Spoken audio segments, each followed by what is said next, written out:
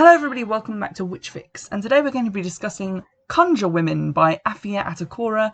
It's probably one of the best books that I've read this year, and we're going to get into talking about it now.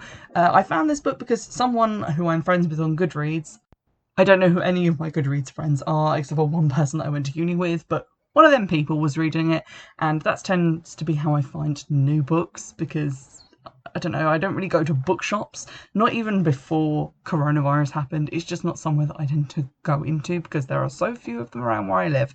But there you go, I saw this, I was instantly drawn to it, and I'm just going to read you the description from Goodreads, like the blurb, because the version I have is a Kindle book and does not have a blurb.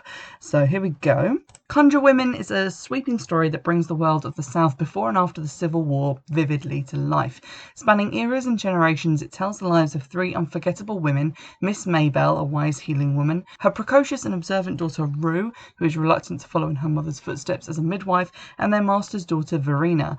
The secrets and bonds among these women and their community come to a head at the beginning of a war and at the birth of an accursed child who sets the townspeople alight with fear and a spreading superstition that threatens their newly won tenuous freedom.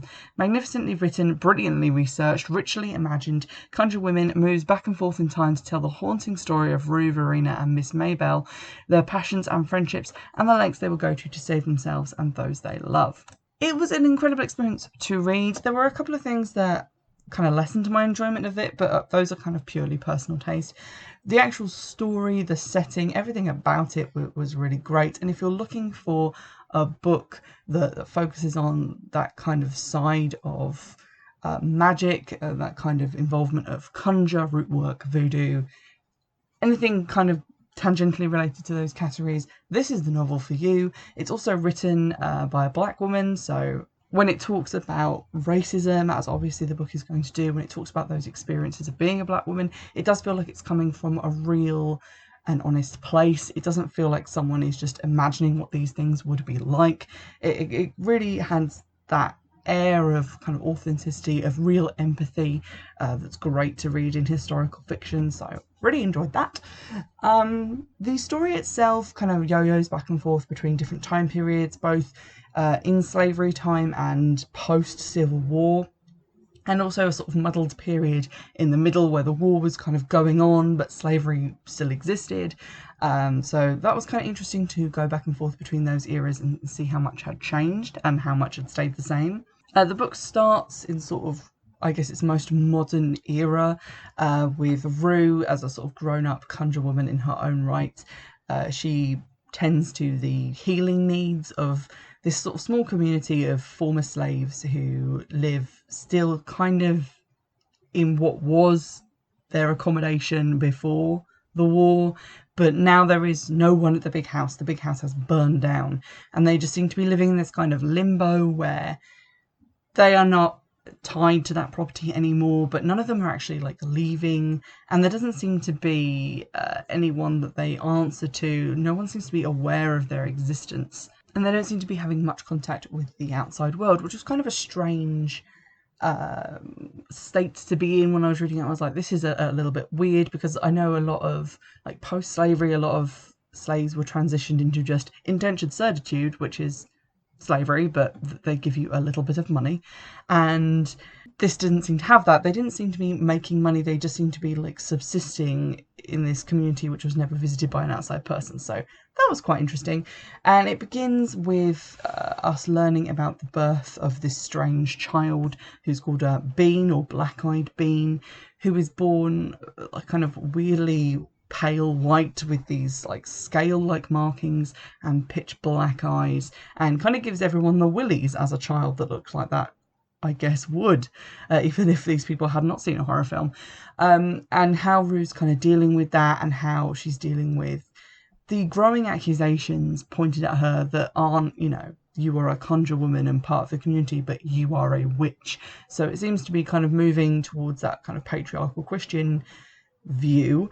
That seems to be coming on the heels of a visiting preacher who's like one of their only outside visitors, who's called Brother Abel, and he comes in and he baptizes people and seems quite suspicious of Rue and seems to be mocking her in their early dealings in the novel, and she seems very uncomfortable with his presence and kind of wishes that he would go away. And people seem to be following him a lot more than they are her, and it feels like the community is reaching a turning point where it's heading away from the old ways and into the new, adopting Christianity and all that comes with it. In the past areas of the novel, you have Rue and Verena's relationship. They are apparently the same age, as in Rue doesn't know how old she is, but measures her age by how old Verena is getting. And for most of the novel, as the front cover image of a dual-headed poppet suggests, they are connected in some very strange ways. For example, Verena does not get her period ever, and becomes quite upset about this, and yet Rue does get hers. But then later on, Verena is the one to get pregnant, and then later in the novel, when Rue gets pregnant, you kind of see that the fates of their children are slightly connected. Was my reading of it, that a lot of things about them are just bound up in each other's destinies and they can't seem to get away from each other. The plot of the book essentially focuses on, one, the issue of Bean, his strangeness and the reactions of everyone in the community and how that plays out, and also in going back and trying to find this secret which Rue is guarding in like her present day life, these dark secrets that no one can ever know, but which threaten at every turn to be exposed or let out. So those are kind of explored throughout the flashbacks to previous times. Now, one of the criticisms I saw about the book when I was just sort of scanning Goodreads reviews to see what other people had thought of it was that there wasn't a huge amount of conjure in it. I would disagree on that score because I think there is enough in there. It's mostly focused towards the beginning of the novel, that is true, but I think the philosophical examination of conjure, if that makes sense, is present throughout the novel as Rue kind of looks between trickery and the medicinal uses of plants to try and keep her place in the community, to try and protect the people she cares about, and to protect her secrets. So I think that is present throughout the book. It also does a really good job of examining why conjure is so important, especially in like slavery times. And to be honest, I think it would do a really good job if you don't really think that cultural appropriation around those practices is an issue. If you were to read this book, I don't think that you could really make a case for that anymore, because it's so obvious and so clear in reading the book that this is just something that comes out of a need for control for people who don't have any control at all over their own lives, who need a sense of power, of being able to act on their own wishes when they can't do that in any mundane or practical sense. So that becomes very clear in the reading of it, and that's one of the more heartbreaking aspects of the story as well. It also deals with a lot of racist issues which are incredibly important still, like today, and looking at it through a modern lens, it is saying quite a lot about modern times. I don't want to give too much away because I honestly hope that you go and read this book, because it's probably one of the more interesting and more important books that I've read this year. So definitely go and check it out. The Kindle copy you can get on Amazon. It's not that expensive, and I really think you should give it a look. Now, one of the things that I kind of disliked about it slightly, not even strong enough to dislike it, it just one of the things that kind of got to me, it did feel at times like the book was incredibly slow paced. And obviously that's kind of where the plot is coming from. It's not a fast moving plot where dramatic stuff happens constantly to be exciting. It is more thoughtful, more ruminatory in the way it goes through the story. But it did feel at times like not a huge amount was happening, especially towards the beginning of the novel. It just feels like kind of we're just going through and following this person around in their day-to-day life, and it felt a little bit maybe unstructured. I feel like that kind of works with the subject matter, but it was a little bit frustrating to read like that at the beginning. So just to let you know that it is a book that you're going to have to probably put some time and effort into, because as I said, it does take a little while to get going. Something else, and this is incredibly even more subjective than all my other opinions on the book, but I tend to find books where you are waiting for something bad to happen to a character and they keep making things worse for themselves to be quite hard to read. And there was an air of that again in the beginning of the novel. It's the sort of thing where I read another book years ago called Dime Store Magic by Kelly Armstrong. And in that, there's a witch who is frightened of being exposed as a witch. And yeah, at every turn, she makes incredibly terrible decisions. So, for example, when someone has staged like a horrifying blood ritual in her backyard, she runs out there in the middle of the night and starts trying to clear it up instead of doing what a normal, innocent person would do, like calling the police and being like, there's this horrible thing in my yard. She just stumbles right into it and gets caught literally red-handed. And there's a sense of that at the beginning of this novel as well, because Rue is being kind of ostracised and treated with suspicion based on the idea that she is being viewed through this new lens of Christianity, where the power that she has is no longer helpful to the community but detrimental to it and responsible for their misfortunes.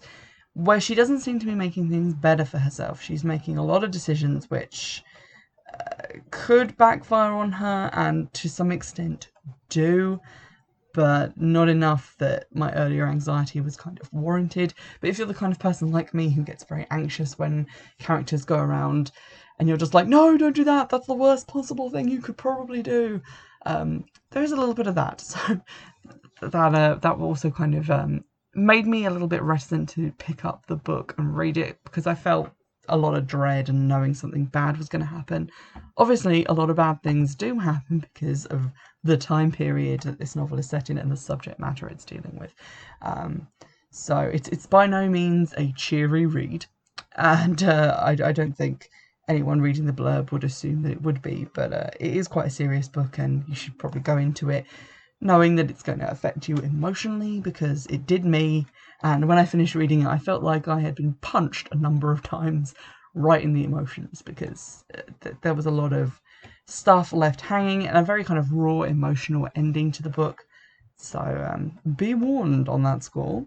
As with most of my reviews, when I absolutely love the book, I find it quite hard to talk about things that I like and why they have this like ineffable spark that makes me really enjoy them, because reasons not to enjoy things tend to jump out at you and you're aware of them. But when you read something, it just kind of magically feels perfect, and you can't really put that into words, or at least I can't. So just definitely go and read it, is what I'm saying. It's also a really good moment in time for me to have stumbled upon this book. I've been looking to try and make the podcast a little bit more diverse in things that I'm reading, because I tend to just go off of what I happen across, what I have previously read, if I'm really stoked for ideas on what to review, or just what happens to appear in my Goodreads recommendations. And I'm really wanting to branch out and read some more diverse books that aren't just sort of novelizations of like, it's Wicca, but the magic is real. So if you have any recommendations, definitely drop me a line in the comments on YouTube. I've been getting some recommendation comments really recently, which are really great. So please do recommend me books, because I'm always looking for new things to read. In the meantime, definitely go look up Conjure Women if you can get on your Kindle the like free extract to start reading and just see if it's the kind of writing that you vibe with. Like I said, it was a really enjoyable book and kind of a rare find for me in the kind of magic that it was talking about. So I cannot recommend it enough. And I'm always looking for like new things, especially new things that are like this, because it feels so new and original and interesting. And definitely recommend me some if you've come across novels that sound similar to this one. In the meantime, I hope you enjoyed this review. Go buy the book, and I'll see you in the next one. Bye!